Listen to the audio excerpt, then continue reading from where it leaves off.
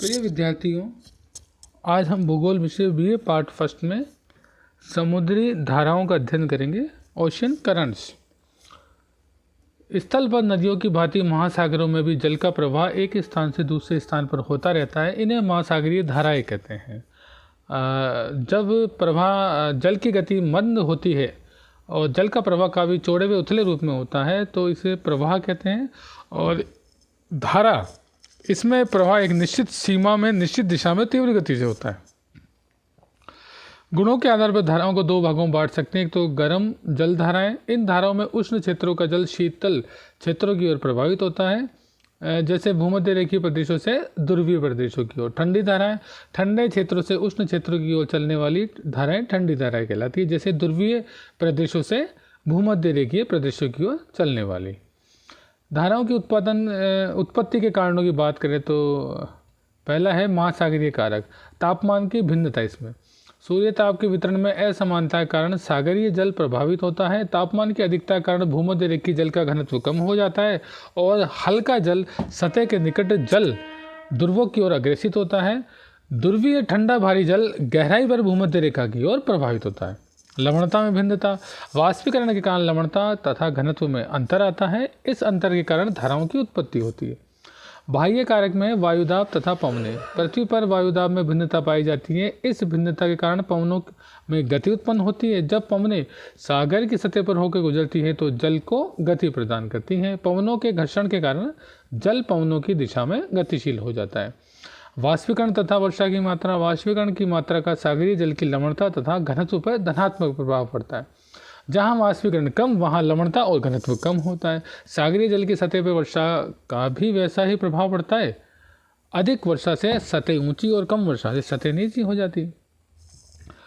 धाराओं की दिशा में परिवर्तन लाने वाले कारकों में महाद्वीपों के तटों की आकृति, महासागरीय तलीय आकृतियाँ, और जैसे कि उत्तरी भूमध्य रेखीय धारा अटलांटिक कटक को पार करते समय दाहिनी ओर मुड़ जाती है। और मौसमी परिवर्तन। मानसून जलवायु वाले क्षेत्रों में भिन्न मौसमों में पवनों की दिशा एकदम विपरीत हो जाती है।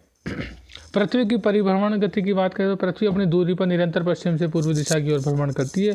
पृथ्वी की परिभ्रमण गति के कारण उत्तरी गोलार्ध में अपने पथ के दाईं और दक्षिणी गोलार्ध में बाईं ओर मुड़ जाती है।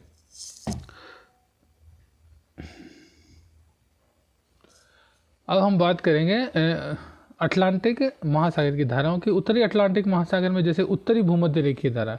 अटलांटिक महासागर में भूमध्य रेखा के उत्तर में उत्तर पूर्वी व्यापारिक पवनों के द्वारा एक उष्ण जल धारा प्रवाहित होती है जो भूमध्य रेखा के गर्म जल को पूर्व से पश्चिम की ओर प्रवाहित होती है। इसे उत्तरी भूमध्य रेखीय धारा कहते हैं। और कैरेबियन सागर में पश्चिमी द्वीप समूह के मध्य में आने के कारण ये धाराएं दो भागों में विभाजित हो जाती है। एक शाखा उत्तर की ओर अमेरिका के पूर्वी तट के साथ बहकर गल्फ स्ट्रीम में मिल जाती है और दूसरी शाखा मैक्सिको की खाड़ी में पहुंच जाती है। फ्लोरिडा धारा ये उत्तरी भूमध्य रेखीय धारा का ही अग्रभाग है जो बड़ी मात्रा में जल लेकर युकाटन जल संधि द्वारा मैक्सिको की खाड़ी में प्रवेश करता है।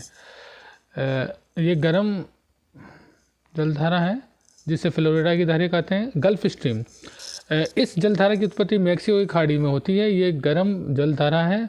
यह धारा उत्तर पूर्वी दिशा की ओर 60 डिग्री उत्तरी अक्षांश तक पश्चिमी यूरोप के पश्चिमी तट तक प्रवाहित होती है। कनारी धारा उत्तरी अटलांटिक प्रवाह स्पेन के निकट दो शाखाओं में विभाजित हो जाता है। एक शाखा उत्तर की और दूसरी दक्षिण की ओर मुड़ जाती है। स्पेन कनारी द्वीप में उत्तर पश्चिमी अफ्रीका के तट के सहारे बहती हुई भूमध्य रेखीय धारा से मिल जाती है। ठंडी धारा है लेब्राडोर धारा। ग्रीनलैंड के पश्चिमी तट से होते हुए लेब्राडोर पठार के सहारे होते हुए न्यू फाउंडलैंड के निकट गल्फ स्ट्रीम में मिल जाती है। प्रति भूमध्य रेखीय धारा ये उत्तरी व दक्षिणी भूमध्य रेखीय धाराओं के मध्य भूमध्य रेखा के सहारे पश्चिम से पूर्व दिशा की ओर चलती है। अब दक्षिणी अटलांटिक महासागर की धाराओं की बात करें तो दक्षिणी भूमध्य रेखीय धारा ये गर्म धारा दक्षिणी पूर्वी व्यापारिक हवाओं से उत्पन्न होती है और भूमध्य रेखा के समानांतर पूर्व से पश्चिम की ओर प्रभावित होती है।